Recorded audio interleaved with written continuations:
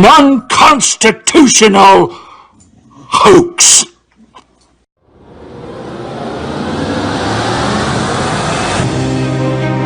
Do you remember when big tech called themselves the free speech platform and used slogans like "Don't be evil"? Fast forward a decade, and suddenly those platforms we loved for years have changed, and the promises they made at the start no longer apply. So what happened? How did we get here? Over the last decade, these companies have quietly moved their corporate headquarters outside the US to EU tax havens. The big change? Well, big tech is now governed under UN law. In simple terms, US free speech laws no longer apply to these platforms. What started as free speech for all is now regulated speech to some. We believe you, the people, not big tech, are the best judge of what you want to watch, read, and hear. We are content creators. We understand that a creator's ability to make a living should not be infringed upon. We created Zap Media with you in mind, a free market, next-gen media platform that believes in protecting your speech rights and, equally as important, your privacy, including IP theft and data mining. By removing the threat of censorship and freeing the market, content creators have a home base to build their platforms and grow their brands. The Zap Media community are brand ambassadors, coalescing behind publishers, subscribers, and advertisers alike. This is the beginning of the next big wave in digital media. With an estimated 225 million video-on-demand users expected by 2022, Zap is poised with your help to revolutionize the marketplace as we know it. We look forward to partnering with you.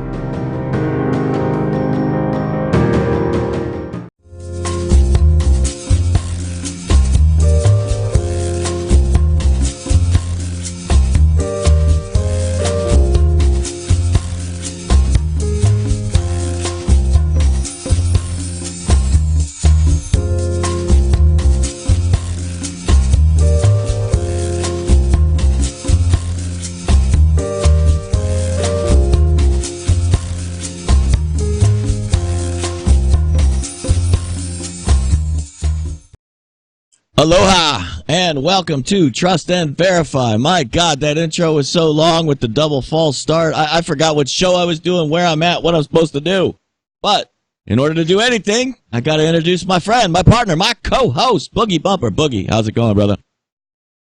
Good, James. Good to be here with you for the second time today. Thank you so much for your patience out there in the audience. I'd like to say that the problem we had, like the reason that we had the false start was the deep state fucking us. Tech companies are afraid of our message, James. They're afraid of our truth bombs. But in reality, James fucked it. So just absolutely. Kimono unless James open. Works for the deep state. Full frontal nudity on the Komodo pool.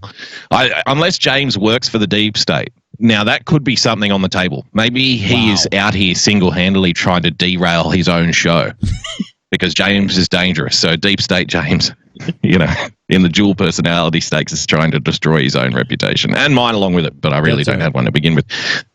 Thanks for joining us, everyone. Thanks for sharing the show out. If you did, remember, if you can't listen live tonight, then you can always get the podcast. Just head over to tavshow.com. James, about 5 minutes before we went live, you drew my attention to something that the president did on Twitter. So a very out of character for Donald Trump to say things on Twitter. It's very out of character. I can't believe he tweeted. Actually, we got to cover this. We got to get this out to everybody because I think you guys are going to love what Donald Trump just tweeted. If you missed it, it's actually now 25 minutes ago. That's how long we fucked up the intro. I'm going to say we so that I don't get all of the blame. But we're a team. We're a team, damn it. So, listen, Donald Trump tweeted a tweet storm. This scam going on right now by the Democrats against the Republican Party and me was all about a perfect phone call I had with the Ukrainian president. He's already stated, no pressure. Where is the whistleblower or the second whistleblower or the informant? What the heck is going on right now? Now, look, this is the shit show I'm having right now. For some reason, there we go. My phone doesn't even want to play the tweet. Where is the whistleblower or the second whistleblower or the informant? All gone. because their so-called story didn't come even close to matching up with the exact transcript of the phone call. Was it a corrupt Adam Schiff con? Why didn't the IG see this? When do we depose Shifty Schiff to find out why he fraudulently made up my phone call and read this fiction to Congress and the American people? I demand his deposition. He is a fraud, just like the Russia hoax was and the Ukraine hoax is now. When do the do-nothing Democrats pay a price for what they are doing to our country? And when do the Republicans finally fight back? I knew you guys would love that tweet. He demands the deposition. And he said, again, what did we say from the very beginning? This is Adam Schiff's baby. So we've got it. We've got a lot going on right now. Oh, what am I doing? I can't even push the right buttons. Look at this. This is my life today. Yes, thank you guys. Sorry. There you go. There he is. There he is. See, what I like more than this, James, is the ripple effect that this is going to cause. Because now all of the Sunday night opinion shows and all of the Monday morning papers will now be dominated with dictator Trump demands witch hunt of his political opponents. You know what I mean? He's done it again. He's breaking the rules again, guys. This is another impeachable offense by this president. You can bet your bottom dollar that's exactly what's going to happen. That's fantastic stuff. He does have a way of throwing the cat amongst the pigeons, doesn't he? Yeah. You've been talking about this Adam Schiff whistleblower connection for like at least 2 months now, haven't you? Yeah. Since the story broke, basically. Yep. So it's very interesting to see he's finally. And do you read that as a call to arms? When do the Republicans finally fight back? Yeah, actually, I do. Because I think. Go ahead. Well, I was going to say he's. I wonder if that's intended for you and I. Well, not me, but you. Or if that's intended for, say, the Republicans in Congress who aren't on board. Do you know what I mean? Maybe that's directed towards them and perhaps their constituents to say to their representatives, hey, start getting angry about this shit, start doing something, or we'll vote you out, we'll primary you. I reckon it might be a little bit of subtext to that. I definitely, you could be wrong, but I definitely read into that about the same level as you do. For one, he's informing the public. For two, he's making sure that everybody's still on the same page, that everybody knows what's going on. And for three, he's sending that public signal. Like, again, we talk about this all the time. I know for a fact him and Lindsey Graham already had this discussion about timing, what's going on, and where things are. I know this. Look, there's no other politician that you've heard about that's been golfing more with the president. So you can't tell me that they're not talking about this stuff on the golf course. I've golfed. I know what's going on. But in this particular case, now he's coming out in public and he's basically putting them on the spot, right? You see what's happening. You can see the timing. You can see that just a couple days ago, Lindsey Graham says, okay, Rudy, ready to come to testify? And then we get more information that comes out in the media. Then we have Lindsey Graham saying, okay, we're going to start doing things on live television.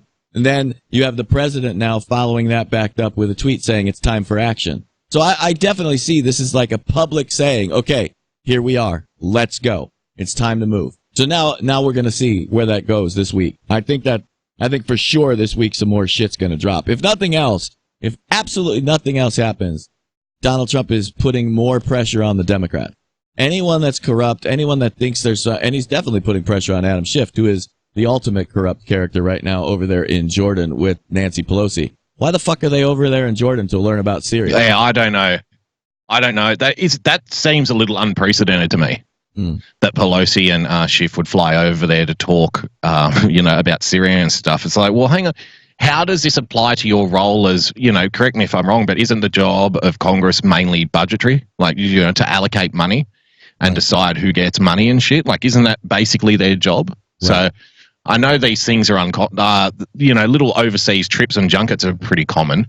But on this particular issue with the kind of heat that this has on it, don't you think it's a little strange for them to be flying over there? Yeah. And having little meetings and stuff. Basically, I'm not sure. I'm pretty sure that they're not going to say anything the president won't know about. He would have people there paying attention and watching them, monitoring everything that they do and say. But I still think it just smacks of undermining. It's really disrespectful, if nothing else. See, this is something that's seldom talked about, or at least it is talked about by normal people, but it's never talked about in the media. They're not going over there really to have meetings with Abdullah from Jordan. They're going over there to meet with people from Qatar. They're going over there to meet with people from the United Arab Emirates. They're going over to the region, and they're going to meet with regional players. See, these are the things that we all know happen all the time, right? This is it's like the most public smokescreen in history. They go over there and they say that they're going over there for one thing, but we all know they have all these secret meetings that are happening with the players of the region. This is what they've been doing. In fact, there's a guy on Twitter called the Imam of Peace. Like him, hate him, believe him, don't believe him, whatever. He's exposing a lot of Middle East corruption that goes on that feeds back to our Congress. And now they go over there and they're sitting there in Jordan. What do you think's going on? The people that he's talking about are who the people are going to be meeting. And so if we don't have assets on the ground watching that and able to pay attention, we're going to find out. You know what I mean? There's only so much that can go on. Think about it like this too. They take this junket over to Jordan and there's only one Republican on the entire trip. Just one. It makes no sense, right? It's like, wait a minute. What the hell are you guys trying to do? And again, that they're trying to play politics with it because they only bring one Republican, but yet every conversation out of Nancy Pelosi's mouth is that bipartisan meeting, it's a bipartisan trip, it's a bipartisan effort. You got one fucking Republican nobody's ever fucking heard of. Nobody's ever heard of this fucking guy. Part? Where's the fucking bipartisan part? But it's coming out of her mouth in every statement. So that's what's telling you, okay, this is all a political maneuver. That's all they're doing. The Imam of Peace is an Aussie, by the way, Australian citizen. How about this, James? Taking into account what Donald Trump tweeted earlier about Adam Schiff, I think we've been saying it on this show for a while that if something isn't done in regards to justice and, people being brought to justice, then we suspected that Donald Trump's chances of being re-elected in 2020 might be severely hampered. Are you still sticking to that? Yeah. Are you still with that? Okay. Yeah. I mean, look, the people know that it's not about the reason I say that just locking people up. Right. It's not about locking people up. It's about fixing the corruption in our system. And he has to show that because this is the main reason he got elected. So the reason I say it's in jeopardy is not from people like me. It's not from people like our audience. I can almost guarantee our audience and myself, we're voting for Trump come hell or high water. It's the reason he actually won. Those are the people that are going to be disillusioned and they're going to go away. They're just going to go to sleep. Or they're going to say, well, this guy didn't get it done. Let's give dipshit Tulsi a chance. See, that's the danger. See, it's the independents. It's the 30% undecideds. It's those people that actually swing elections where the problem lies. That's where you depress your own turnout, is if you don't follow through on this, because this is the main crux of the issue, is rooting out the evil, the corruption, and the two-tier justice system. Like I said, all of us full MAGA Trump supporters, we're on board. Basically, we know we have no choice. Our lives are in the lurch here. But there's, plenty of ignorant, asleep voters that aren't going to start paying attention until 2 months before the election. Those are the people that we're going to have problems with if we don't have some rock-solid things that we can point to that say, we're getting it done. That's so great. That's so serendipitous. For those who aren't aware or those who are new to this show, the way it generally works is I collect a whole bunch of stuff and James has no idea what I've got lined up. And the things that he mentioned there, Tulsi Gabbard and swing voters coming off the back of disillusionment, that is exactly the next 3 items that I have ready to go. So you've just tied it up fucking perfectly. It happens so much on this show.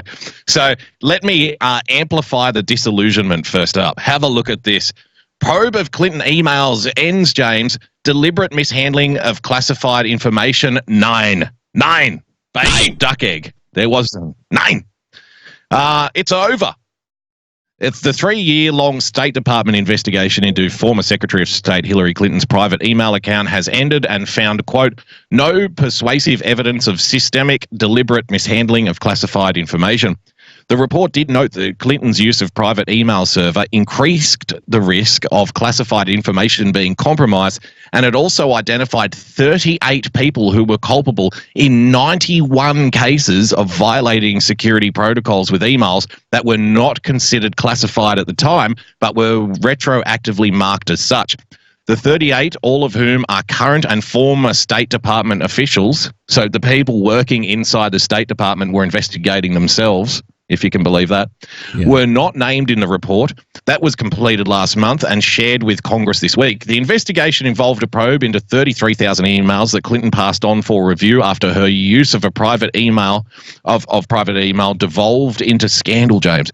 It did not, of course, include the emails that Clinton deleted after her lawyers said they were private. So we had a big investigation about these emails, all the ones except the ones that she deleted at the instruction of her attorneys, James. It did not, of course, the probe found a total of 588 violations. Nothing to see here. Nothing going on. Involving information that is or was classified, but in the vast majority of cases, 497, couldn't assign any fault. How's that justice looking?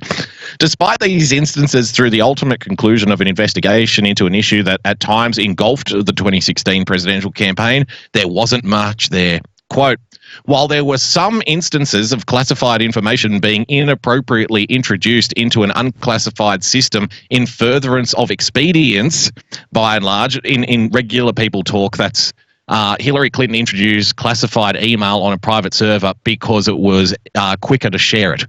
It was quicker to spread it around. So that's not incriminating at all. By and large, the individuals interviewed were aware of security policies and did their best to implement them in their operations.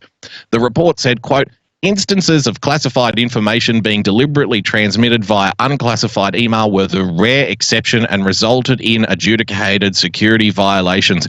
If any of the 38 officials that the report found culpable of violating security procedures still work at the State Department, they could face some kind of disciplinary action, James. What could that be? 2 weeks paid holiday, you suspect? Maybe indefinite leave, and then you get to retain your work card, like say a Peter Strzok, for example. For those who have since left the government, their culpability could make it more difficult for them to obtain or renew new security clearances in the future. Well, that's reassuring. That's reassuring. You were engaged in the unethical sharing of classified information. This might make it harder for you to get your security clearance. We're not saying you won't get one, but we will make it a little bit more tricky for you in the future. That's got to be a slap in the face to people, doesn't it? I just want to pile on to the disillusionment here. Yeah, but it is and it isn't. So here's really the good news to that story is that this was just the State Department internal report, like you highlighted. This is their quote unquote internal, penalties that may be paid. This has absolutely nothing to do with the Justice Department.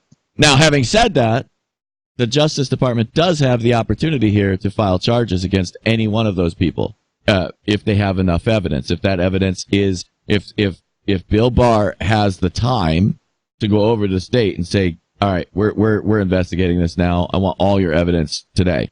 So that's possible.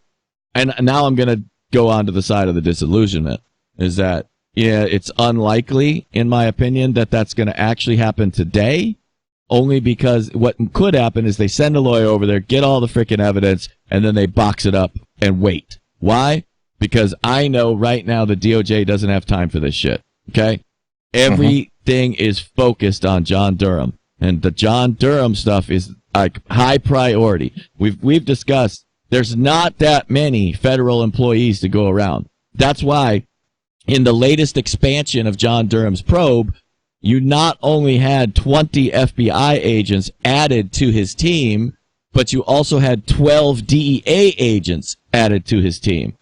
Why? Because we're out of fucking employees, everybody. I want you to understand that we're putting everything we've got on the John Durham team. Like, that's where Bill Barr is invested. He's invested almost every ounce of time and energy and resource that he can into that avenue of pursuing justice. So John Durham himself doesn't have time to really add this State Department thing today. Okay? That's just the reality. It's where we're at today. But that doesn't mean it's gone. And it doesn't mean it'll never happen. It just means that I don't think it's a priority today. And I don't think there's many Americans that think it's a priority. I think what they think is a priority is taking down this deep state cabal, and they know we got to start with these players that actually tried to basically commit sedition in our country. Yeah, but I mean, to play devil's advocate here, we've been told for the last 3 years that Hillary Clinton herself was one of these main players. Yeah. And so on something that many people thought was a slam dunk, that being the mishandling of classified information, even though it's an internal report by the State Department, she's been given a big green light, which I suspect if more people knew about it, they would be pretty pissed. They would be pretty pissed off by that, understandably so. But that's part of what we're seeing here, right? Is now we're seeing the public disclosure. So think about it from this point of view. Just let's look at it from politics. You've now got a mainstream media source because it's good for them, right? So now New York Times, The Hill, Politico, CNN, NBC, ABC, CBS, all the favorite news outlets of the left have now put into everybody's face 588 security violations from Hillary Clinton's State Department. Now that is a fact. Everybody's going to accept that. Now let's shift gears. Let's shift perception and go over to what Donald Trump has just recently been tweeting and what John Durham's working on. CrowdStrike, Ukraine, where's the server? 33,000 deleted emails. So now when that avenue of pursuit comes out, there's already things in everybody's brain politically that says, wait a minute, we do know this is fact. We do know there was 588 security violations. So you see, it's not isolated. These things are not zero sum. That's a good thing that happened. It's in the mainstream matrix now of news. 588 email violations. Now let's shift over back to John Durham. And when that information comes out, now I've been told that there's a grand jury sitting on this right now. And you can look into that. There's even if we discount the email side of Hillary Clinton, Benghazi ain't going away. So we've got John Durham's working hard. I know that he's bringing forth these things. So that's where I look at things like this story, where I don't see it as a bad thing. I see it as a very good thing politically, but I also know that there's still possible repercussions for all those State Department jackasses that have been running interference against the president. And Politico today, I don't know if you have the news story, but Politico today had another news story exactly explaining that the State Department employees are out to get Trump. So, all these little data points are being put into the left's matrix, and that's a good part of this. Well, James, you are the undisputed king of optimism. I'll give you that. I don't know. I think a lot of people will be pissed by that. But then that might motivate more people to get more angry as well, which might be a good thing in regards to putting pressure on Republicans to get off their ass and actually do something as well. Yep. So a little bit of a 1-2 punch. Can I give myself a big fat pat on the back for this next item here, James? On this show, as you know, I have spent months talking about the political, logistical realities of the Democrats pushing for impeachment, right? And that being that swing voters in purple districts hate the word impeachment. They do not want to impeach Donald Trump. They don't want to impeach even if they don't like the guy, because to them, this would represent the political class doing a job that the population themselves should be doing. There's 70 odd seats that are on razor thin margins. And if they do push for impeachment, all the evidence we have points to the fact that all of these seats would go back to the GOP, and the GOP would win back the House after just a 2-year spell of the Democrats having committee hearing after committee hearing. So imagine my surprise, James, when I saw this piece on CNN on YouTube just a couple of days ago, and I thought I'd bring it to the attention of the audience, because now it seems that CNN has finally woken up, and they are now seeing the evidence that we have been talking about for at least, like I said, 6 months on this show. Have a look at this. So, how is impeachment playing with swing voters? Not so well, according to data collected by my next guest. He's the co-founder and president of Engageous. That's a firm that specializes in issue advocacy messaging. And together with Focus Point Global, they're in the midst of a 21-month research project focusing on swing voters in the upper Midwest. Their subjects are people who voted for Obama and then Trump, or Romney, and then the people that voted for Obama and then Trump, if you ask a lot of Democrat pundits and Democrat-leaning people on this app, they'll say those people don't exist. What happened was all of the people who voted for Obama just decided not to vote, and then all of the Ku Klux Klan members came out and decided to vote for Trump. That's the story that they like to try and push, but the numbers don't show that. Clinton. They just concluded a focus group of swing voters in Youngstown, Ohio. Now, keep in mind that Trump won Ohio by 450,000 votes, but he lost Mahoning County, which is where this took place, by a small margin. So these are swing voters in a swing area. I just feel like it's a never-ending drama. It shows to me that these people are completely out of touch with everyday, regular Americans' lives. Wow. Now, what was the point I made about the trans equality little town hall they had, James?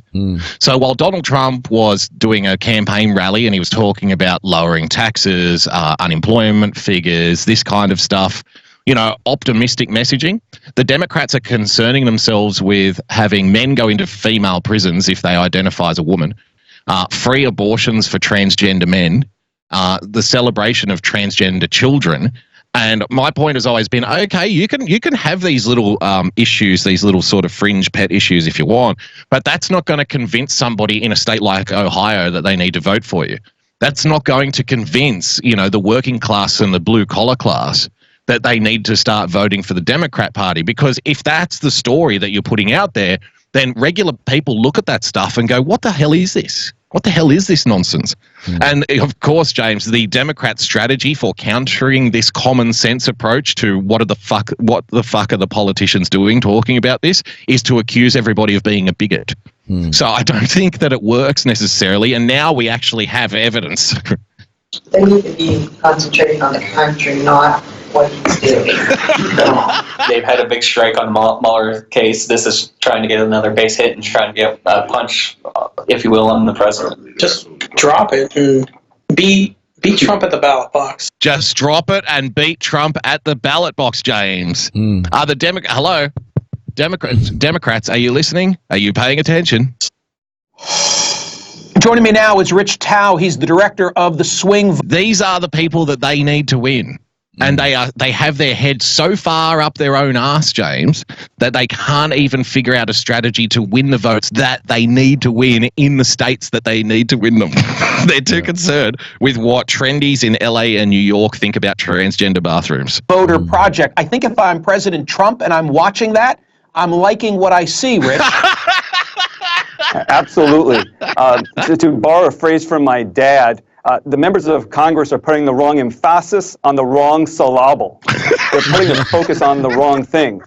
These are swing voters who think that Congress should be focusing on retirement security and health care and making that affordable, immigration. And for them, the whole impeachment thing is a distraction. In other words, there you go. For the swing voters, James, the whole impeachment thing is a distraction. Anything to add? And I like how they mentioned immigration. They didn't say what kind of immigration they were talking about, because I suspect it would be stopping illegal immigration, but we can't say that on CNN, right? Yeah, that's correct. I'm going to take up for Christian Lamar, who's in the chat, and he makes a great point that the Democrats have already written off Ohio. Yes, they have. This is the point, though, is that's why CNN doesn't have a problem highlighting the Ohio, middle of the road voter. That's why it's on there and they're talking about Ohio. But the point illustrated is this is going to be a duplicated message in every swing state. Let's just look at Minnesota, for example, right? Everybody was up in arms about what's going on in Minnesota. This is Ilhan Omar. This is Little Somalia. This is everything bad that's going on. Sorry, James. Can I just say one thing to that? Sure. Yes, it's true they've given up on Ohio, but the point of that little focus group was this is a swing district in Ohio that actually voted for Clinton. Right. Now, this blows up a lot of the narrative that they've been selling for the last 2 years, saying that those suburban areas in Trump states that are on the fence or just voted for Clinton, they've been saying that these are getting more Democrat favored, like they're moving towards the Democrats. And what they're showing here is the complete opposite of that. That's right. That people are actually saying, no, this impeachment stuff is garbage. We need to get away from it. This was a Clinton district. And that was about to be my point exactly, is that's what you're now seeing duplicated in Minnesota. Remember the Minneapolis rally. Remember what the people in the streets were doing and saying. The swing is moving completely the opposite of what CNN's been telling everybody for the last 3 years. So that's my point, exact point right there. You hit the nail on the head with that. Correct.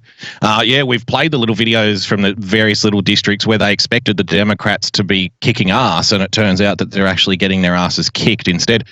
I want to turn to Tulsi Gabbard, James, who's basically dominated the weekend news cycles, but I need to put a little caveat onto this conversation.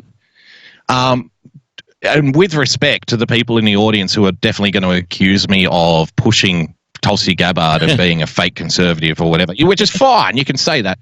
But I want to put it to you that not everything is as it seems. So don't take this as somebody pushing Tulsi Gabbard and wanting to destroy Donald Trump.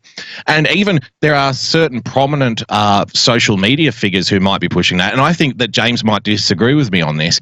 I suspect that not in all cases, but definitely some cases, there's a little bit of long game happening here. And I'll explain it as we go as to why, giving Tulsi Gabbard a round of applause when she says things against Hillary Clinton and corruption, giving Tulsi Gabbard a pat on the back when she repeats Donald Trump's foreign policy messaging, why that's not necessarily a bad thing for Donald Trump. But we'll get into it. I want to show you a couple of things here that I've got. First of all, from Donald Trump, Hillary's gone crazy, James. Trump defends Tulsi Gabbard after Clinton says she is being groomed by the Russians for 2020. Can you believe how unhinged Hillary Clinton has become? President Donald Trump came to the 2020 Democratic candidate Rep. Tulsi Gabbard's defense on Saturday and slammed former Secretary of State Hillary Clinton, saying she has gone crazy. Ladies and gentlemen, James, one of the things that we spoke about on the very first few episodes of this little show was the wedge, playing the wedge. That's right. Now, if you think that right-wing people are pumping up Tulsi Gabbard and then the president comes out and defends Tulsi Gabbard against Hillary Clinton, what he is doing is forcing Democrats to argue with each other at that point. Yep. Do you see what's happening here? Yep. Tulsi Gabbard coming out. I was going to ask you if you saw the president's tweets where he was playing fucking Wedge Politics 101, and I was laughing the whole time. I was going, yes! Would you see what he just did? Boogie's going to love this. Absolutely. Let me show you what I'm talking about here. A guy that we both respect on this show, but that doesn't mean that we agree with every single thing that he says. But Van Jones, we respect on this show as being a guy that's very good at politics and, a smart operator who knows the right thing to say and when to say it. Yep. And I'm surprised that he hasn't run himself, for politics up until this point. Maybe he thinks he's more effective on the other side of the camera. But here's what showing you exactly what we're talking about when it comes to the wedge, because it forces highly influential Democratic figures in the Democratic Party and in the media to come out and say things like this. Tonight, Hillary Clinton pushes her own Russia conspiracy theory. In a recent podcast, Clinton says Russians are grooming a 2020 presidential contender. That candidate is Tulsi Gabbard. Here's Hillary Clinton. I'm not making any predictions, CNN. But I think they've got their eye on somebody who's currently in the Democratic primary and are grooming her to be the third-party candidate. She's the favorite of the Russians.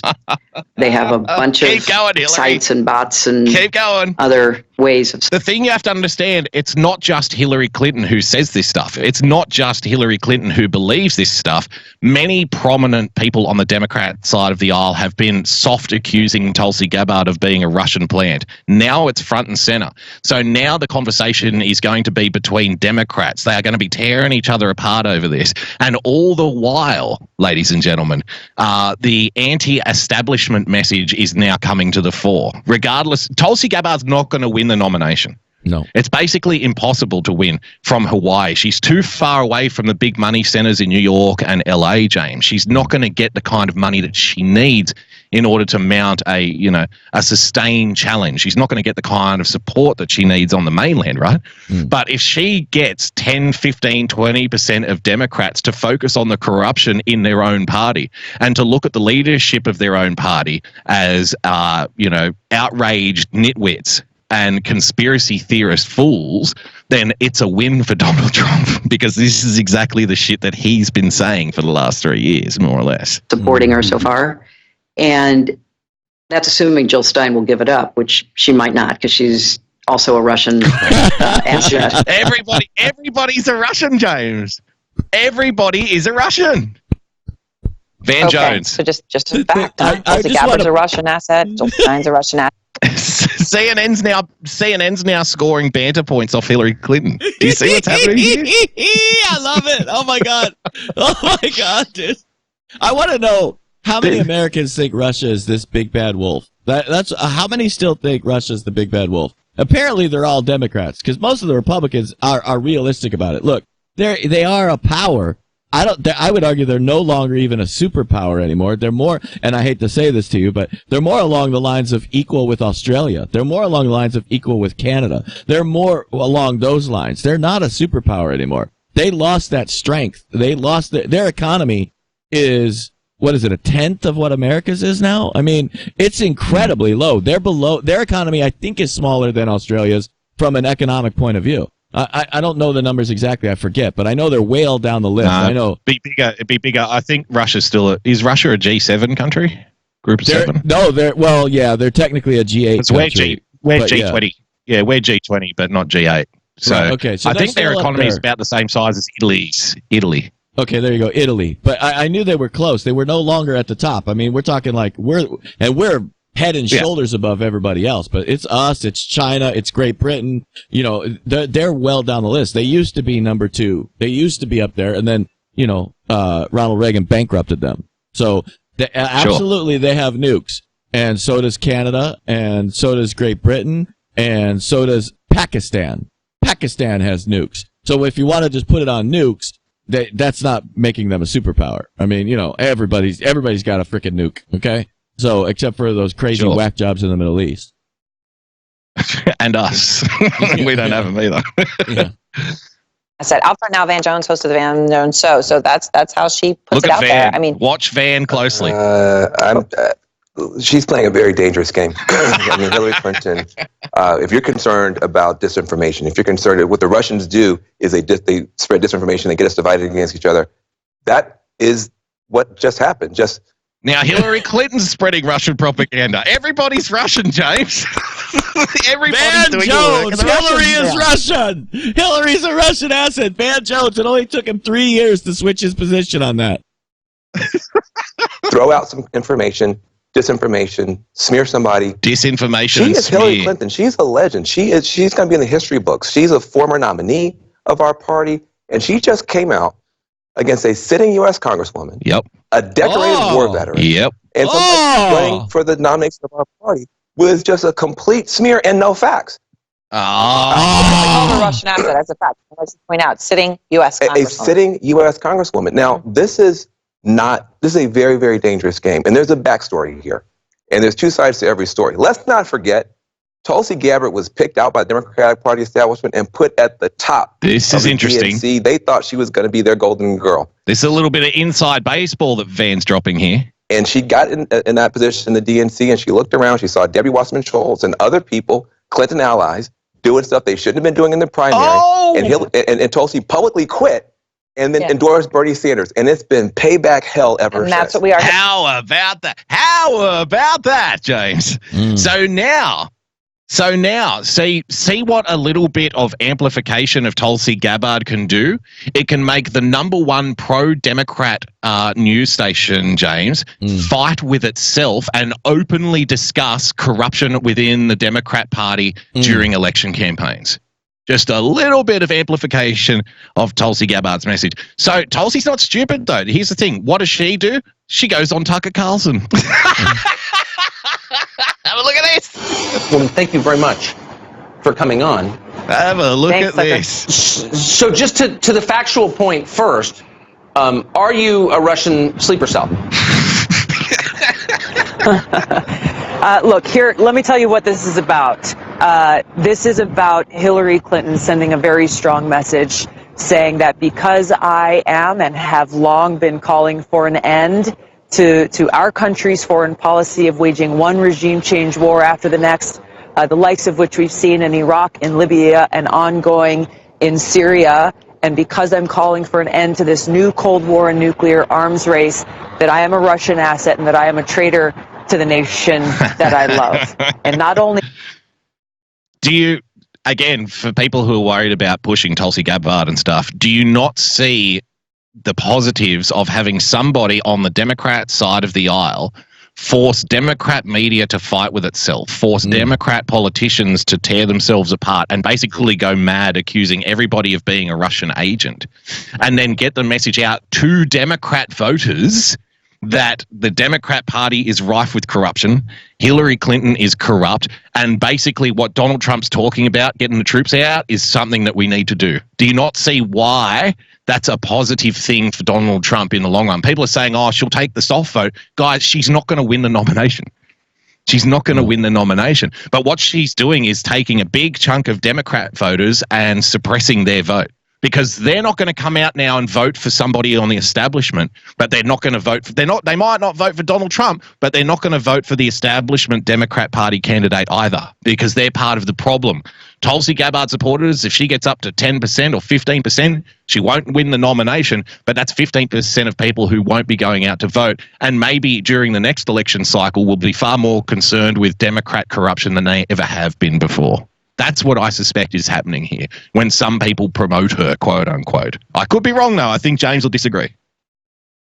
I think that we just went into Bizarro world where Boogie and I have just changed our roles, because now I'm going to be the absolutely cynical person here and say that Tulsi Gabbard is dangerous, like we have been saying on the show forever. I 100% agree with all the points that you made.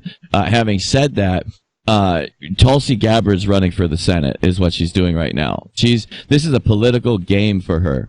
I know that this is a stage setup. In my mind, there's nothing that can really sway me from that, because I understand what Tulsi's been, the animal that she is. She is a political animal, just like all of them.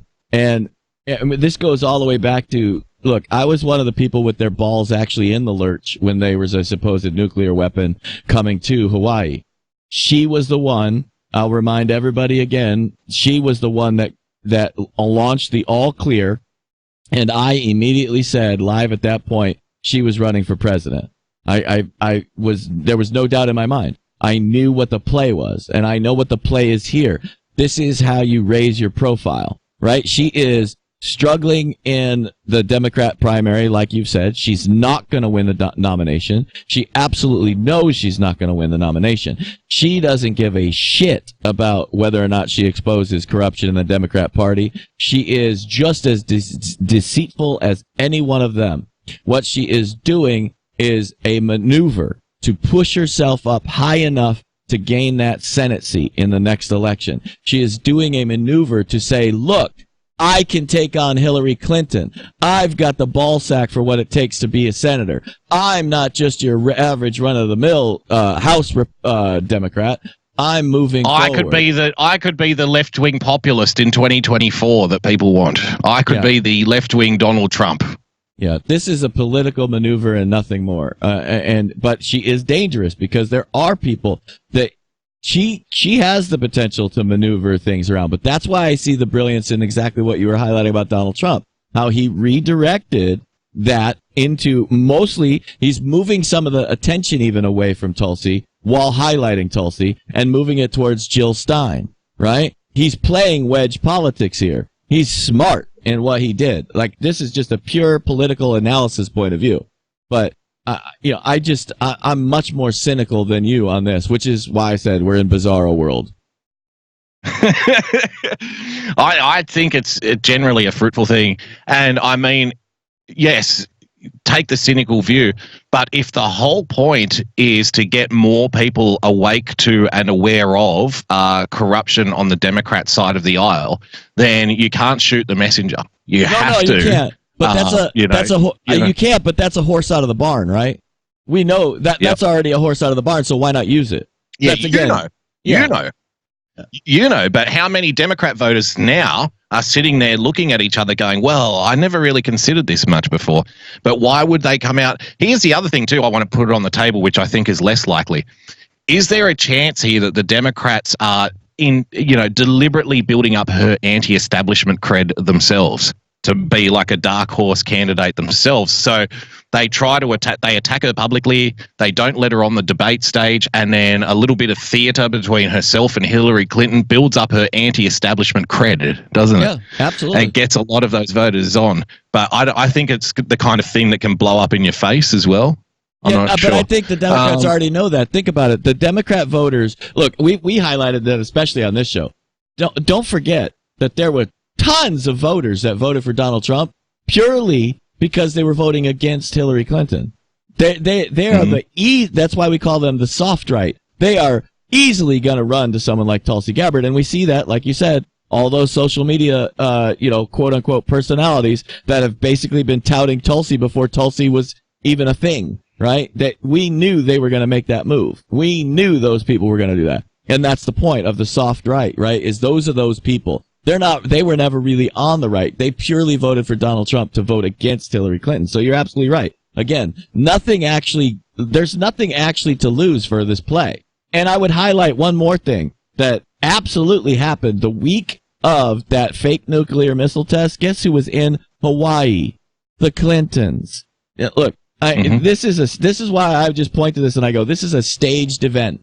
And there really was no downside for the Democrats. That horse has already left the barn. I mean, that they're running down the track with it. Everybody knows that there's corruption. And like E. Keel said in the chat, that the Democrat voters generally don't give a shit about corruption. If they did, they wouldn't be touting Joe Biden when his corruption is plain for everybody to see. There's literally a fucking video of Joe Biden saying, fuck you, either you do and fire that prosecutor or I don't give you $1 billion. I mean, he's literally on camera saying that, and the Democrats are going, Joe Biden, Joe Biden. I mean, they don't care about corruption. So there was nothing ventured here. There was no loss. There's no downside for Tulsi. There's only upside.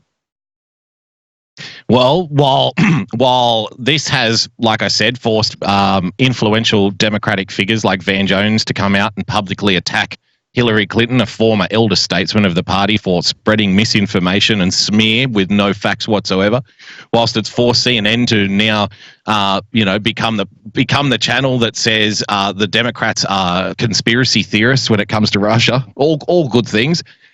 There is a clear delineation, James, in the fact that some people have now adhered themselves to the establishment. I give you Michael Moore. So on one hand, you've got Tulsi Gabbard building up her anti-establishment cred, and now a guy who used to have bucket loads of anti-establishment cred. Have a listen to some of the shit that comes out of this guy's mouth. We've talked a lot about how regular people who aren't politically obsessed the way some of us might be, or news obsessed, hear about stuff, learn about stuff, and you're uniquely, I would argue, qualified for that when you look at how you've dealt with jobs in the manufacturing crisis, guns, which I'm going to get to, the Iraq War. You've looked a lot at how people come to understand the stories and how to change minds. I wonder if what we saw from Mr. Mulvaney, whatever reason he did it, in your view, is one of these inflection points that could change minds. Take another look, Michael, at more of this, because I think it's still just sinking in this busy time. Mr. Mulvaney coming out to the podium and pressed on the specifics of whether this was an attempt to get a foreign country to do it, tied to extorting a bribe around money, and he says, yes, take a look. See how he used the term extortion in there. Can I just say on the record, I've been of the same opinion when it comes to this stuff for a long time. My issue here is what I think is happening is they are taking very mundane things and sensationalizing them for very low IQ individuals. They are manipulating things and taking things out of context, and they are creating outrage where there ought not be. Somebody asked me, would you have a problem with President Biden appointing their son, and basically ran through all the media's talking points and, very dangerous and stuff. And I said, well, I know you're doing a hypothetical, but the problem is I don't see what Donald Trump did the same way that you see it. You see a lot of you're extracting a lot of inferences here. I just plainly don't see it that way. Right. So if Democrat did the exact same thing that Trump did, no, I wouldn't have a problem with it. But if they did what you're describing, then yes, I would have a problem with that, because that would be wrong. But you're not making it up, but you're inventing half truth out of thin air, basically. Straw man arguments. They're straw man arguments. Yep, they're glomming onto these straw man arguments, just like what you just saw there, where he's inserting one word that puts the nefarious characterization behind what was going on. He's saying that they were strong on him. They used extortion. They're doing that on purpose. It's all fake bullshit. I mean, I want my my government, I want my Prime Minister to not just hand over aid money without any kind of qualifications for that aid money being handed over. I don't want my Prime Minister going overseas and saying, yes, we'll give you $1 billion of the Australian taxpayers' money and we're not going to have any conditions on that aid whatsoever. I want them to say, well, hang on, what about this? What about that? Why don't you do this? Why don't you do something to help us for that money? Otherwise, why are we fucking giving it to you? That's the real deal. That's always happened. That has always happened, and it should happen. That's not a crime. Absolutely, and it highlights one of the points that I've recently made this weekend again, is that what's the alternative here? That this is the point. These people always try to send you this zero-sum game signal. Every time there's a president, they're running against being the perfect president. No, wait a minute. No, that's not zero-sum. It's this one versus that one. It's exactly why Trump won, is it was Trump versus Hillary. It wasn't Trump versus the perfect president. And this is the same thing here. The ultimate conclusion behind countries' demands is war.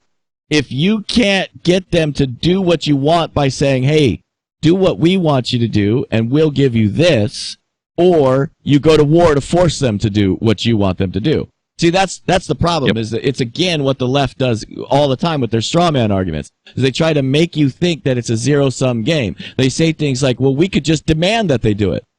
How? What's your hammer? What is the hammer to demanding Australia do a fucking thing without Australia just saying to the USA, go fuck yourself? No, we're not going to do it. Right? You have to have a hammer.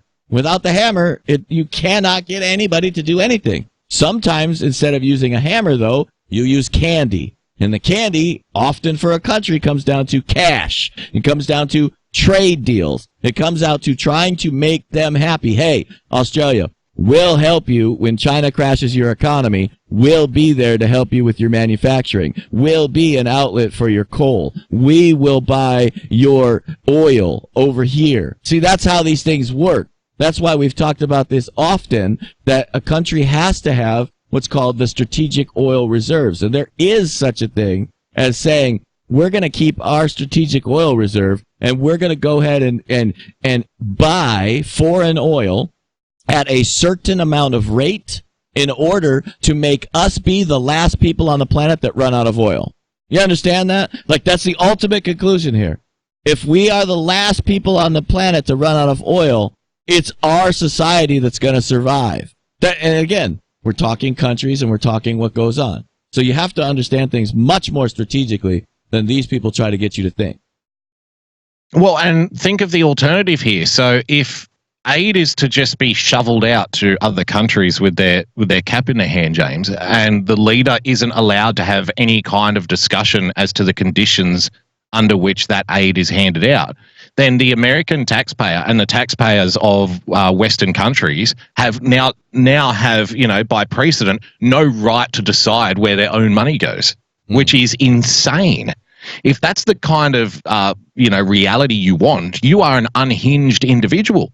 Do you want, unelected people deciding where your taxpayer money goes, and your own elected president, the most powerful guy in the world, doesn't have a say in how it gets, used and where it gets used? That is insane. Nobody should want that.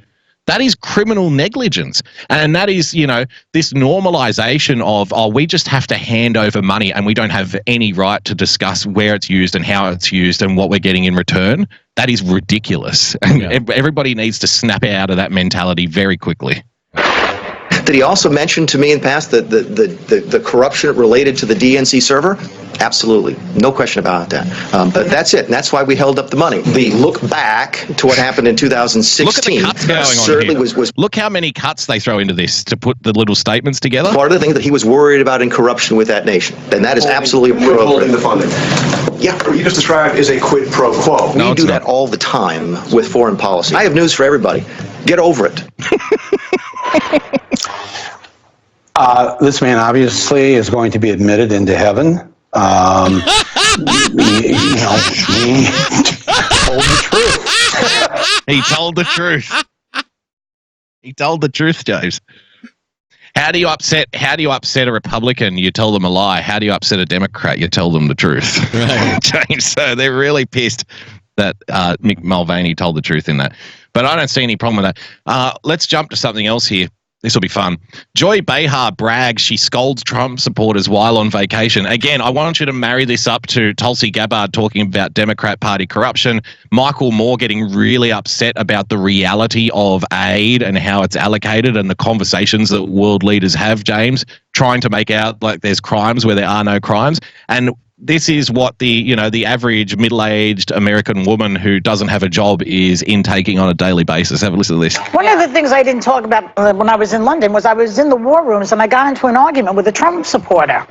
Underground. Only Joy Behar could go all the way to London on a holiday to get into an argument with a Trump supporter. Doing that trip, really. And I know, there's a lot going on. And anyway, all he said to me was, why can't you give him a chance the way we gave Obama a chance? I give him a chance? He's destroying the planet. He's destroying the democracy. He doesn't know what he's doing. He's writing stupid letters to Erdogan. He's killing people who are far away from us. He did nothing but help us. He's destroying the planet. People. Yes, he's killing people. But again, this is the high level retardation of this stuff, James. Barack Obama dropped more bombs on people in the Middle East than any other president. That's true. Like, he killed millions with drone strikes. Donald Trump is the guy who's trying to say we need to stop doing it. And they're saying, oh, he's killing everybody. It's so asinine. It's so ridiculous. Full-blown ridiculous, crazy James. On display right there. Like a complete absence of facts. Like they don't like exactly what you highlighted. And the president himself just highlighted it. Yeah, I sent 58 missiles over there. Obama still killed millions of people. Like, wait, you know what I mean? Like he's like trying to make them pay attention here. What the hell are you guys talking about? I've got another one for you. I want to follow up on Joy. Maybe she's not wrong. For this, we go to one of our personal favorites on the show, James Salon. America is being held hostage by a bloody madman, and he's in the White House, James.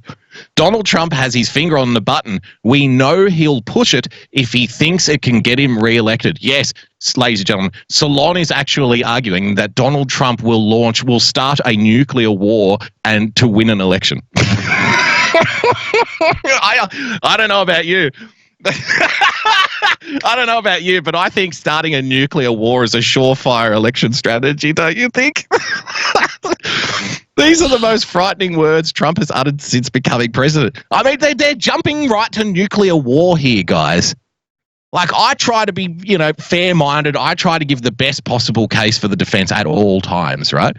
That's why I even went down that path with Tulsi Gabbard. But when you have people arguing that Donald Trump is going to start a nuclear war in order to win the election in 2020, it's like I have to step back at that point and go, mate, settle down. Relax. Where are you getting this from? Well, listen, in all fairness, maybe they were listening to Swallows Well. In all fairness, maybe they were listening to Swallows Well when he threatened to nuke us. Sometimes you have to let them fight a little. Sometimes you have to let them fight like two kids, then you pull them apart. He was talking about Turkey and the Kurds, James. He said this at a campaign rally, naturally, in Texas, naturally. He tossed out the remark like just another chunk of red meat, so we can assume he meant what he said because that's when Trump tells us who he is. When he's standing before an adoring crowd, when he goes off script, James. But I just want to come down here, and then I'm going to play a little video that I played on my show during the week, and just to show you how ridiculous this is. All this is just more willful ignorance contained within his usual fog of lies. But it was his description of the grief of families meeting the bodies of their dead at Dover Air Force Base that was the most illustrative of his abject disdain for human life. He's saying the empathy that he has for the people who are welcoming back their dead sons and daughters from foreign wars shows that he doesn't care, James. Actually, I'll tell you what, before we read the rest of this analysis, let me play you this short little video. I have to sign letters. It's the hardest thing I have to do. I sign letters. Dear Mr. and Mrs. Smith from Arkansas. Dear Mr. and Mrs. Jones from Alabama. Dear Mr. and Mrs. somebody from some great state. I'm sorry to inform you, your son has been killed in combat. I'm so sorry. It's the hardest thing that I have to do. And I signed those letters, and it just, it breaks your heart. And sometimes I go out to a place, Dover Air Force Base. It's a very tough experience. We go out there, and we meet the parents and the families, the wives, the children, the sisters, the brothers. We meet them, and we talk to them. These things are just impossible. I don't know how parents can do it, even. And I'll be talking to some of the parents, and they'll act like they're fine. I said, how are you doing? We're fine, sir. We're fine. We're really good. I said, that's great.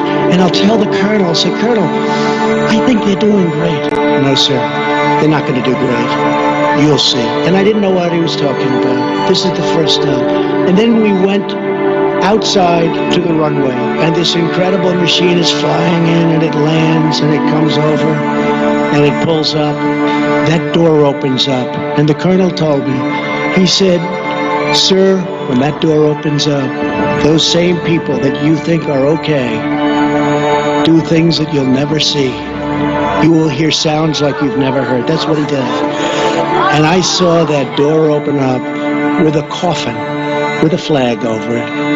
And these beautiful soldiers, 5 or 6 on each side, lifting the coffin and walking down the runway, the plank they call it, off this cargo plane. And I see parents make sounds, scream and cry like you've never seen before. A mother who was fine 20 minutes ago, you think, breaking the military line and jumping off, and then jumping onto a coffin of her son or her daughter. Jumping on top of the flowers, on top of the American flag. I've seen this. We were supposed to be in Syria for 30 days. We've now been there for 10 years. We were supposed to be in Afghanistan for a short period of time. We're now going to be there for close to 19 years. It's time to bring them home. It's time to bring them home. Bring our troops back home! There you go. Made by the people at InfoWars. So now that you've seen that clip, it's pretty powerful stuff, if you ask me, and a very well put together video, James. Now, I want you to now switch right back from that powerful moving footage and those powerful moving words from the president, filled with empathy, filled with compassion, filled with sympathy, filled with, I suspect, a tinge of frustration that this has to happen. Now, I want you to put yourself in the mind of somebody writing this article and think what kind of sick, twisted, bitter individual could watch something like that, listen to those words, and then come up with this hot take. I quote, "All of this is just more willful ignorance contained within its usual fog of lies. But it was his description of the grief of families meeting the bodies of their dead at Dover Air Force Base that was most illustrative of his abject disdain for human life, James. They scream like I've never seen anything before. They'll break through military barriers. They'll run up to the coffin and jump on top of the coffin, crying mothers and wives, crying desperately. Let's put aside the callousness of using the grief of fathers and mothers and husbands and wives. That's a given. These assholes are using the grief of people on the other side of the world, right? In the Syria situation, the Turkey versus the Kurd situation, they are using their grief. And in doing so, by writing shit like this, they are giving a big middle finger to you, a big middle finger to the American military families, James. Listen to this. It's the way he treats that grief as spectacle that illustrates Trump's inhumanity. Do you believe this stuff? For him, the tableau of families witnessing the grim ritual of military bodies being returned on a cargo jet at night to American soil is just another scene in the reality television show that runs in his head 24 hours a day. Trump has no idea what a bullet or a piece of shrapnel does to the human body. He has no idea, in fact, what the death of a soldier is. His description of the scene at Dover is the worst kind of voyeurism, and yet another example of Trump's inability to feel or express empathy. Wow. That is some spin that should make your stomach turn. It's so out of touch with reality. If you look, I'm not one that's prone to emotion. You're speechless, aren't you? Yeah, what do you even say at that? I would say. What do you even say to that? Yeah, I'm trying to say is that what Donald Trump did now several times actually is a great storyteller. It proves what a great storyteller he is. That it seems like we just lost Boogie for some reason. I've lost your camera. Oh. Sorry. Oh, I'm here. Okay. Hang on. All right, good. It seems like they're not paying attention, or maybe they are, and maybe that's exactly why they wrote the article. Is that Donald Trump is such a great storyteller that with the words that he used, he evoked all of the imagery in words that you needed to understand the depths of pride in our soldiers, the depths of pride in the military machine that did the right thing by what their country asked of them and paid the ultimate sacrifice. Having said that, it also evokes that we need to bring our soldiers home. This is what we've been talking about. If we could get a strategic objective, for example, Mexico, there is a strategic objective behind taking out drug dealers. That's strategic. It's important for not only our country, but for the world and for Mexico. See, that's a tangible objective Americans can touch, understand, and fight for, and gladly go into that fight. Fighting over a border in Syria that does nothing for America with no strategic objective other than to lose American lives is what Americans are sick of. What Americans are sick of is going into Iraq for a regime change that didn't need to occur. What Americans are sick of is protecting poppy fields in Afghanistan. What Americans are sick of is sending good, honest American soldiers to do battle for shit that nobody can smell, nobody can understand, and nobody can touch.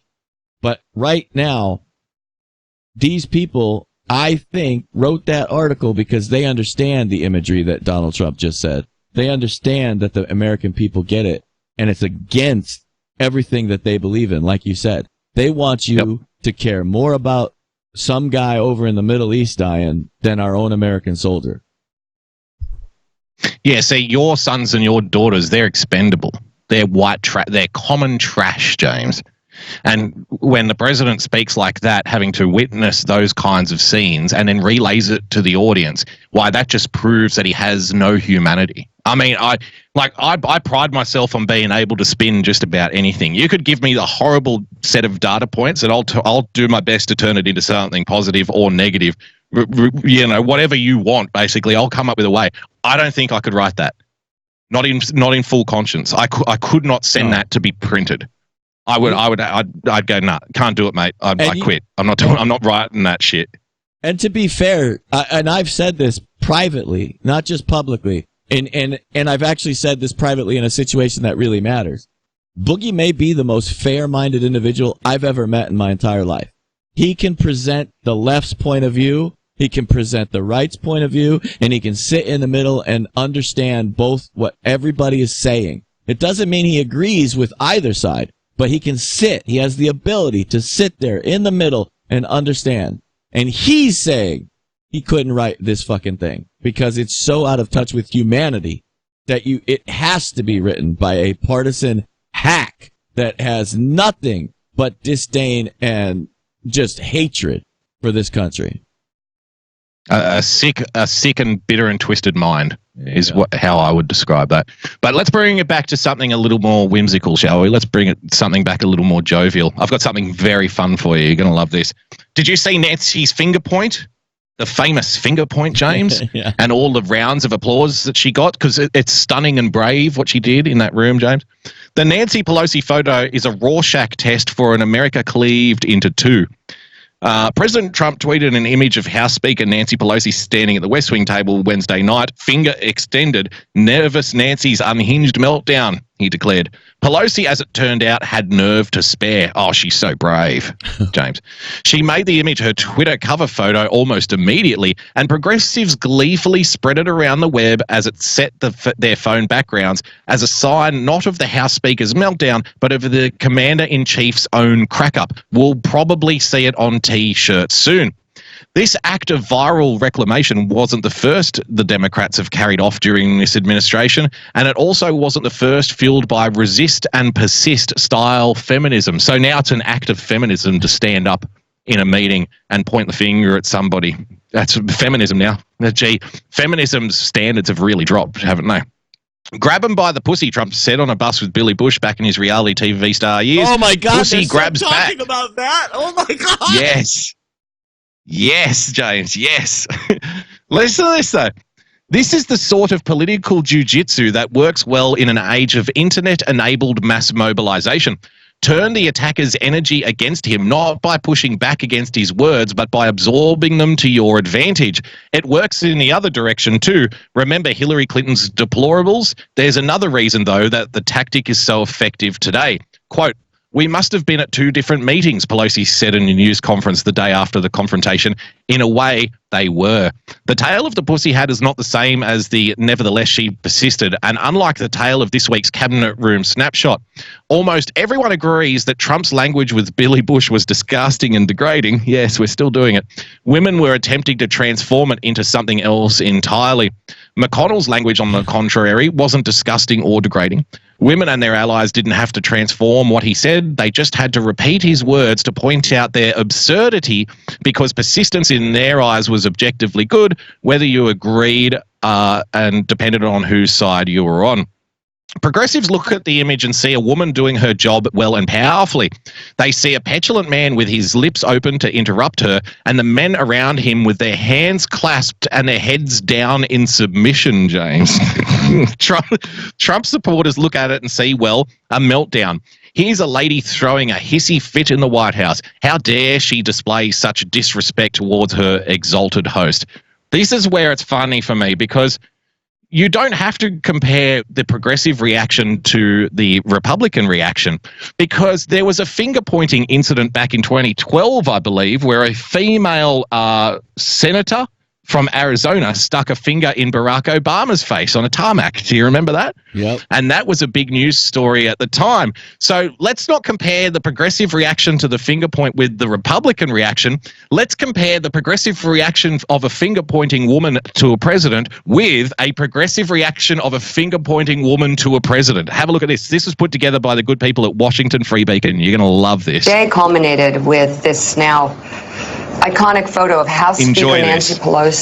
With this now instant iconic photo. Look at that photo of one woman standing up. Standing in a room full of men. Standing among a room full of men. Standing among a room full of men. A room full of men. At a table with all men there. With her finger pointed directly at the president. Challenging the president. Taking on the president. With her finger pointed at the president. Giving it to the president of the United States. Okay, now let's wind back the clock. It's this picture with the Republican governor's finger in the president's face that has Jan Brewer on the defensive today. The idea that someone could do that to the president is just so off-putting. Sticking her finger in the face of the president of the United States, something I was taught at 5 years old you don't do because it's disrespectful. Jabbing her finger in the president's face again and again. Jan Brewer is waving her finger in his face. Shaking her finger in the president's nose. And she waved her finger at the president's face on purpose. Yes. Incredibly disrespectful. Incredibly disrespectful. Even if you don't like someone, you don't do that. That's a general consensus. Don Lemon, even if you don't like someone, you don't do that. Now they're all going, yes, Nancy,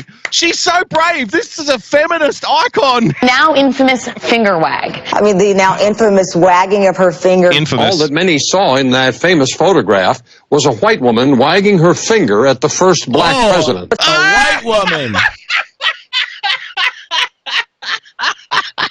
These people are shameless. Shameless and shallow and transparent, James. What's wrong with this picture? Would they do this to a white president? Would they do this to a white president? Yes, they would, sweetheart. Yes. Yes, they would. We have proof. And when they do it, you'll be cheering. You'll be cheering them when they do. Happened to a white president. Of course not. Of course not. It would never happen to a white president. Don't be silly. This is racism, James. Don't you love it? It's the president. See, this is the thing. They haven't figured it out. The internet never forgets. The internet never forgets, right? President so much that they don't even have respect for the office. There you go.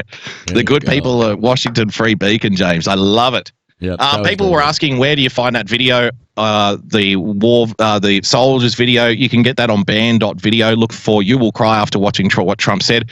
And for that one, Washington Free Beacon on YouTube. It's one of the most recent ones.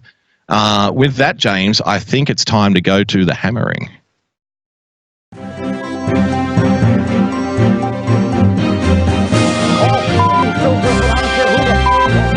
Stop the hammering. Yes, James, we're going back to one of our favourites here on the show. It's Brian Stelter, ladies and gentlemen. Actually, we better give him his little intro. Gotta give him the Brian, intro. Brian. The Weekly Stelter. Brian, on this episode of Reliable Sources, is talking about the outrage cycle. Let's get outraged at Brian's outrage. News cycles are out. Shock cycles are in. Shock. That is what we're experiencing day in, day out. Washington Post, Reuters, Axios, Wall Street Journal. Got it? Another shock, another scandal, another period of outrage, and then the same thing all over again. One day, President Trump decides he's going to award himself a rich government contract. His acting chief of staff comes out and tells the press why it's a great idea. And then Trump suddenly reverses himself and blames the media for making it an issue. Shock on top of shock on top of shock. Now, Trump's been promoting debunked conspiracy theories this week. He's been calling the legal impeachment process a coup. Debunked. Remember that letter he sent to the Turkish president that came out this week? It seemed so informal, some reporters thought it was a hoax. These aren't news. Again, I actually thought that was great, that letter. I thought it was fantastic. It was very Trumpian to me. Yeah. And basically, here's the thing, though. They're trying to say that he gave the green light to Erdogan, that he was pressured by Erdogan into leaving so that Erdogan could ethnically cleanse the Kurds. In that letter, he says, don't fuck around or you'll find out, basically, in no uncertain terms, in very straightforward language. And they go, oh, this is ridiculous. You can't be saying that. You just can't win. It is oppositional for the sake of it. Cycles? Not really. These are shock cycles. Shock cycles, James. One set of talking heads says they're stunned, horrified, bewildered. Then another set of talking heads says the rest of us are taking it all too seriously. They're shocked about the shock, and then they're shocked about the shock about the shock, and then Trump delivers another shock. He calls Nancy Pelosi crazy, or he accuses her. I think he is too, especially when you take into consideration this, James. In the first 3 to 6 months, that there was a strong groupthink. This is from Project Veritas. That permeated through the halls, and that everyone was on board the, I hate Trump train, or I want to, basically go after anyone, on the center or on the right politically. Porch secretly recorded several of CNN's 9 a.m. morning editorial calls where CNN's president Jeff Zucker leads the anti-Trump charge. We're moving towards impeachment. I mean, we shouldn't pretend, this is going one way, and so all these moves are moves towards impeachment. So don't lose sight of what the big story is. They're done every day, Monday through Friday, and it's basically run by Jeff Zucker, the president of CNN from the New York Bureau, and he would basically, he runs it with an iron fist, and it's actually respectable. It's like listening to him run his business. It's kind of fascinating, but hearing that from the strongest and most prominent voice, the number one is on every day just hammering Trump in some way, shape, or form, or Republicans in general, about, all these other stories might be happening, but we want to divert all our resources to this aspect of Trump or that aspect of Trump, or most recently, it's just all about impeachment. On the calls are the top leadership. So everything has to be about impeachment all the time, James. What was Brian saying about shock cycles, by the way? Rage. And then the same thing all over again. One day, President Trump decides he's going to award himself a rich government contract. Impeach him. His acting chief of staff comes out and tells the press why it's a great idea. Impeach him. And then Trump suddenly reverses himself and blames the media for making it an issue. Impeach him. Shock on top of shock on top of shock. Now, Trump's been promoting debunked conspiracy theories this week. He's been calling the legal impeachment process a coup. Remember that letter he sent to the Turkish president that came out this week? It seemed so informal, some reporters thought it was a hoax. These aren't news cycles. Not really. These are shock cycles. Shock cycles. One set of talking heads says they're stunned, horrified, bewildered. Horrified. Then another set of talking heads says the rest of us are taking it all too seriously. There's shock about the shock, and then there's shock about the shock about the shock, and then Trump delivers another shock. He calls Nancy Pelosi crazy, or he accuses her of hating America. Yeah. Or Mick Mulvaney holds a presser and confirms a quid pro quo, then says get over it, then says that's not what he said. Boom, boom, boom. He's getting basic facts wrong about American forces in harm's way. Really? He's calling James Mattis the world's most overrated general. And his lawyer, Rudy Giuliani, is under federal investigation with new details every day. Yep. Shock, shock, shock. Shock. The challenge, I think, for all of us is to break out of these shock cycles and make sure the news is still front and center. The challenge for us is to break out of these shock cycles and make sure that the news is still front and center. James, I give you the employees at CNN. The Trump agenda. Yeah, because what's difficult is like you have some conflicting things at play here. Like there's a lot of people who are out here trying to like just do what they think is like the best of journalistic integrity, and then you get on the 9 a.m. call and big boss Jeff Zucker tells you what to do. Woo! The big boss tells you what to do, James. You know, the trouble is we need to break out of these outrage shock cycles. We really need to do the best thing. The news is what's important here. And then you get Jeff Zucker on the phone and it says, make sure you keep those fucking shock cycles going. I want impeachment 24 hours a day, all the time. Everything's got to do with impeachment. Do you hear me? Well, we really need to break out of these shock cycles. would this qualify as a hot take? Is that what I think that is? Oh, this is the hottest of hot takes. Let me take you to a different part of this little clip. I think this woman's from the New York Times. She actually says something that's relevant. You might like this. So I always say the Trump White House should have more press conferences. They should have more press briefings. Right. Then Mick Mulvaney holds a press briefing. It's a disaster. He has to walk back key statements. Am I a hypocrite for them saying it's a disaster, or should we be able to have both frequent press briefings and accurate information at the briefings? Yeah, I mean, that would be ideal for sure. And I mean, since when has that ever happened at a press briefing? I mean, I loved your monologue. I think the Doral thing, it was like just a shade too shameless, though. But I love your monologue because I think it takes a bigger look at what's going on. Right. I mean, this is not a news cycle of shock, outrage, shock, outrage, shock, outrage. What is and it? in fact, Trump has totally gamed that system. I mean, that's a big part of why he's in the White House to start with. And as long as we keep covering it in this same way of being so shocked and then outraged and so shocked and then outraged, he's going to continue to game that whole thing. Look, because he's making you look stupid. You are dancing to his tune. You are. It's like they know what's happening and they still do it anyway, right? They know that it's a game. They know they're getting played, but they still have to do it because they've just got to attack him. And when they attack him, they make his supporters more, they make their supporters draw more lines in the sand and go, oh, fuck these people. We're going to defend him even more now. And then exhausted, shocked, outraged, and then exhausted. Yeah, and look, here's the reality. I think we all know Trump is a symptom of a larger problem. And yet, rather than... That's something I said to somebody the other day.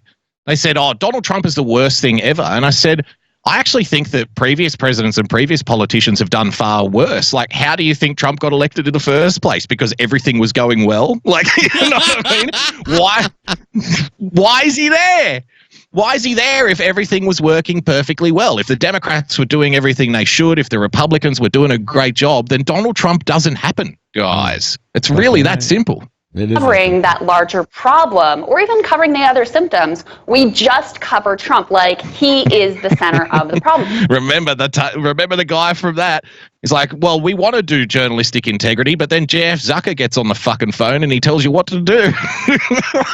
You have a massive working This is just cancer for CNN. class movement rising up in this country and rising up around the world. That's what's really going on. So when we fixate on did he call Nancy Pelosi How about that from the New York Times? You have a working class movement that is rising up not only in this country, but countries all around the world. That's what's fueling this. That's what's really going on. So when we focus on what Nancy Pelosi did, third rate or third grade, et cetera, we miss those underlying currents that are really driving all of what's happening here in this country. Now, Brian, being the professional that he is, doesn't take that. It's like a shard of light in an otherwise dark room to hear something like that on Brian Stelter's show. It's like, wow, insightful analysis. She nailed it. So Brian, being the professional that he is, what does he do? He steers it right back to outrage cycle. What about Mulvaney having a press conference at all? Do you wonder? I don't normally buy into the idea that he's trying to distract, trying to distract from Gordon Sondland's testimony. He completely missed the point. He completely misses the point. It's like there must have been absolutely no brain activity the whole time she spoke.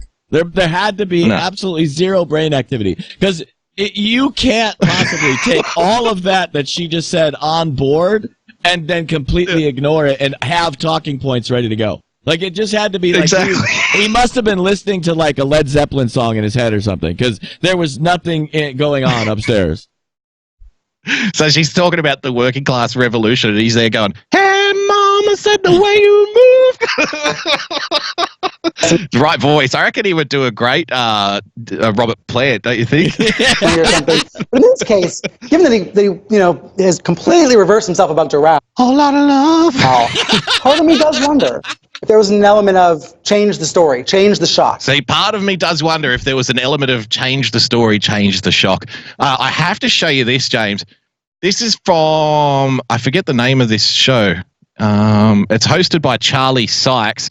It's a podcast that he does, and he invited Brian Stelter onto this podcast, and this will round out the hammering. This will just show you how detached Brian Stelter is, and he's very good at just manipulating the conversation to be anything except the obvious.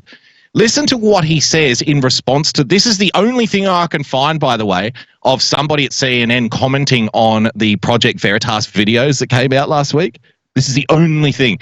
And he gives about a 90-second answer, and then they move the conversation on to why Donald Trump is corrupt. They go straight back to outrage cycle. But have a listen to Brian Stelter massage this situation, where the director of CNN himself is literally instructing his staff what to report on, what to write about, and what angles to take.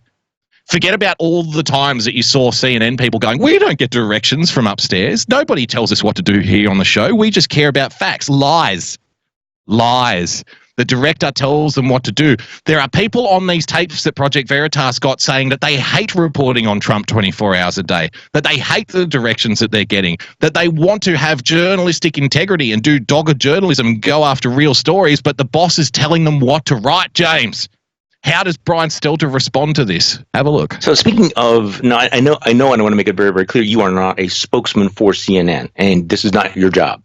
Well, this must be a good question then. Well, you know what it is. It's the Project Veritas guys with their undercover expose of CNN, in which they have audio of your boss Jeff Zucker talking about impeachment, other folks saying how much people in CNN were depressed after the election and how he's got a thing for Donald Trump.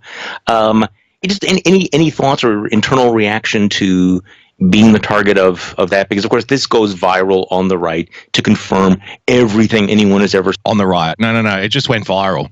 We went just on the right said about CNN. I liked what the actual spokesman for CNN, Matt Bornick, said on Twitter. He tweeted out one word. He said, "Yawn."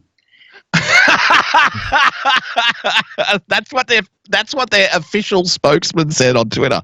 That's the only response they had. Yawn, James. That's somebody who has no idea how to spin this or make like a PR win out of it whatsoever. That's how you don't address it. But anyway, Brian continues. And that was actually one of my... And by the way, Brian's the media analyst at CNN. He thought that was good. He thought that was good optics. Somebody saying yawn. As well. I don't think that O'Keefe has published anything surprising or newsworthy. For example, he has... Wait. The statement right there, we should rewind that, because just that statement right there, I want you to think about what Brian just said.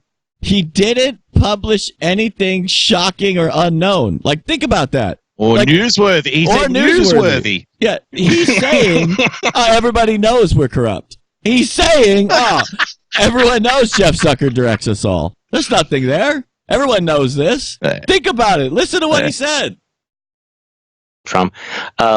Just any thoughts or internal reaction to being the target of that? Because, of course, this goes viral on the right to confirm everything anyone has ever said about CNN. I liked what the actual spokesman for CNN, Matt Dornick, said on Twitter. He tweeted out one word. He said, yawn.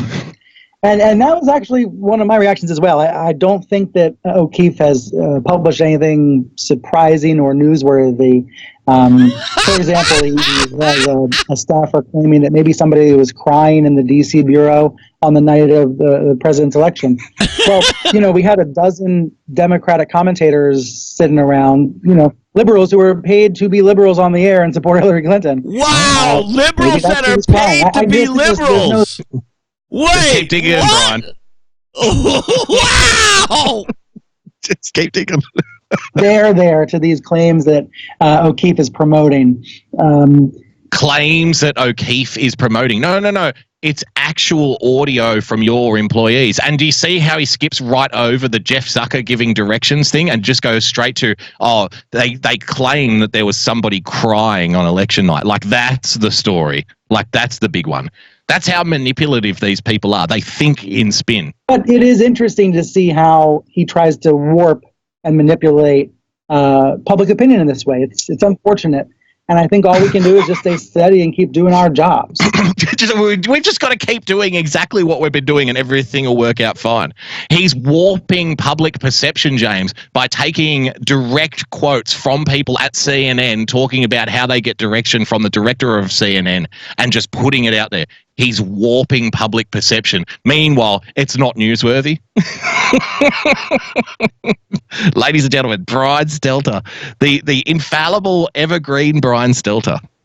Media Manipulation 101. That's your hammering.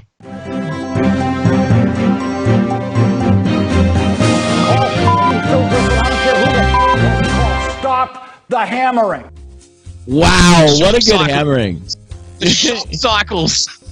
Those are the hammerings I love, when they hammer themselves. Wow, liberals that are paid to be liberals. Wow, Bri just said that live on the air. That's amazing.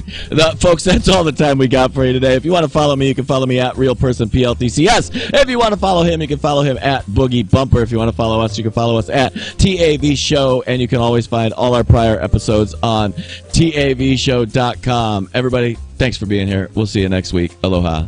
Okay, odds are you're one of the people in America who's better off today than 3 years ago. And now you've got some smug Democrat calling you racist and trying to jam one hand in your ass and another in your pocket. So at a time when taxes are down, jobs are up, and the economy is way up, it'd be nice if there were a candidate who had more to offer than making you pay for other people's shit. Well, the eagle has landed. Say hello to President Donald J. Trump. He ain't just making America great again. Trump's doing things no president has ever done before. He's keeping promises, packing courts, defending the border, rebuilding our military, and making Chuck Schumer cry like a schoolgirl with two skin knees. This president is 6'3" of let's put America first. And oh yeah, immigration, jobs, drug prices, nobody's got better numbers. The game has changed, and the Democrats are officially fucking crazy. So keep America great. Stand with Trump in 2020.